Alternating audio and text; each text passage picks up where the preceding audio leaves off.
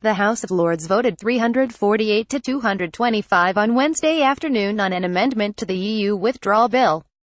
It obliges ministers to explain by the end of October the steps they have taken to negotiate the UK's continued participation in a customs union with the European Union.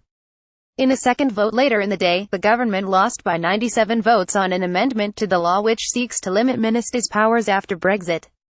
The amendment is aimed at stopping the government from weakening existing EU rights on issues ranging from employment to health and safety when they are transferred to UK law. Customs Union. The amendment on the Customs Union would require the government, headed by Prime Minister Theresa May, to give Parliament a statement outlining the steps taken in talks with Brussels to negotiate an arrangement which enables the UK to continue participating in a customs union with the European Union. Prime Minister Theresa May. A total of 24 Conservative peers voted against the government and for the amendment on Wednesday. They include key party figures such as former European Commissioner and Hong Kong Governor Chris Patten, former party chairman Lord Deben, and former Deputy Prime Minister Lord Heseltine. Read more. Would Margaret Thatcher be in favour of Brexit? Lord Patten, who was once chairman of the Conservative Party, said it was not the time to put party loyalty ahead of the national interest and described government policy as absurd. He said, "I don't think we will do better than we are doing within the customs union. If in the end we do leave, it should be in a way that limits the damage to the country's well-being. And that's why I believe it makes sense for the government to be asked to explore customs unions," said Lord John Kerr, who backed the Remain in the EU campaign in the 2016 referendum.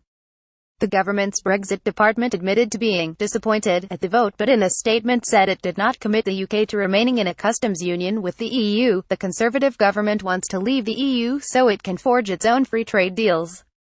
Retained EU law. The second vote on Wednesday followed another debate on an amendment, this time on retained EU law.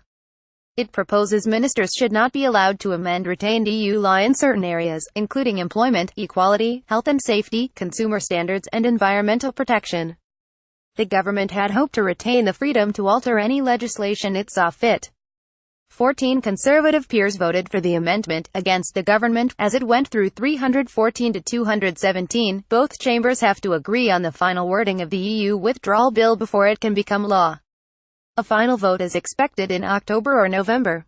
AM, MSH Reuters, AFP. Each evening at 18:30 UTC, DW's editors send out a selection of the day's hard news and quality feature journalism.